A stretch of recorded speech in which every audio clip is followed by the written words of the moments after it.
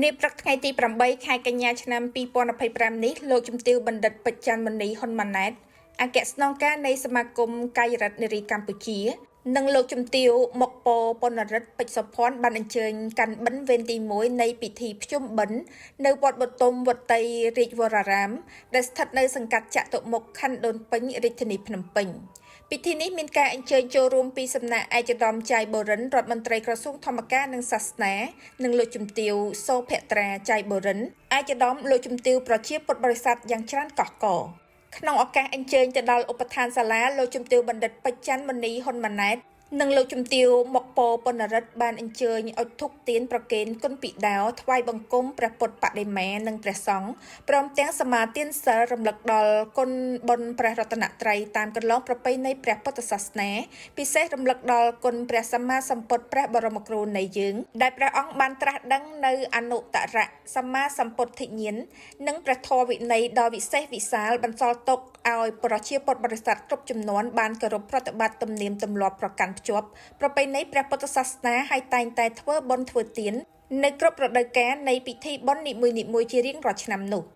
សម្រាប់ឱកាសនៃពិធីបុណ្យកាន់បិណ្ឌភ្ជុំបិណ្ឌឆ្នាំ2025នេះនឹងប្រព្រឹត្តទៅនៅថ្ងៃ1រោចដល់ថ្ងៃ15រោចខែភទ្របទហើយសម្រាប់ឆ្នាំនេះបិណ្ឌមួយត្រូវនៅថ្ងៃទី8ខែកញ្ញាដល់ថ្ងៃទី22ខែតុលាឆ្នាំ2025ជារៀងរាល់ឆ្នាំនៅពេលដល់ថ្ងៃខែដែលត្រូវប្រារព្ធពិធីបុណ្យភ្ជុំបិណ្ឌគ្រប់បងប្អូនកូនចៅសាច់ញាតិនៅទីជិតទីឆ្ងាយ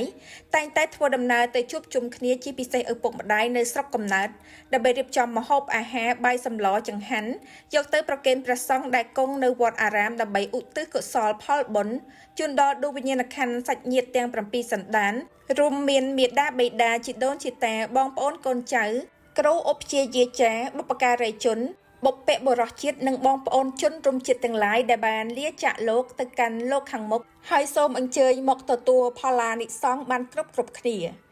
នេះអំណាចនៃផល្លានិសង្ឃកើតចេញពីទឹកចិត្តជ្រះថ្លាក្នុងថ្ងៃកាន់បិណ្ឌវេនទី1ដែរសម្ដេចព្រះពុទ្ធជ័យមុនីបណ្ឌិតខឹមសនសម្ដេចព្រះសង្ឃនាយករងទី3និងថេរានុថេរៈគ្រប់ព្រះអង្គដែលគង់ក្នុងវត្តបទុមវតីរាជវរារាម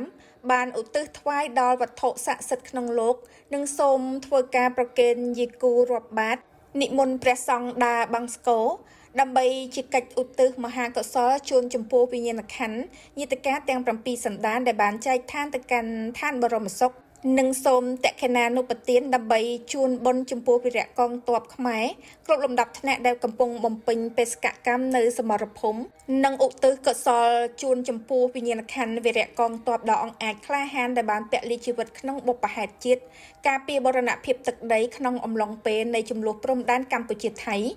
ព្រមទាំងចែកទានជូនលោកយាយជីតាជីតាមសទ្ធាជ្រះថ្លាក្នុងពិធីកាន់បិណ្ឌវេនទី1ដោយក្តីអនុមោទនាកុសលផលបុណ្យនេះឱកាសនេះលោកជំទាវបណ្ឌិតព្រមទាំងឯកឧត្តមលោកជំទាវប្រជាពុទ្ធបរិស័ទគ្រប់រូបសូមបួងសួងដល់គុណបុណ្យព្រះរតនត្រ័យនិងវត្ថុស័ក្តិសិទ្ធិសូមអភិបាលរក្សានិងឃុំក្រងវីរៈកងទ័ពកម្ពុជាយើងដែលកំពុងសម្រាប់ព្យាបាលសូមឲ្យឆាប់ធូរស្បើយនិងសូមបួងសួងដល់វត្ថុស័ក្តិសិទ្ធិដូនតាខ្មែរជួយពាំងរាំងមុខកងទ័ពយើងឲ្យមានជោគជ័យនិងសុខសុវត្ថិភាពគ្រប់ពេលវេលា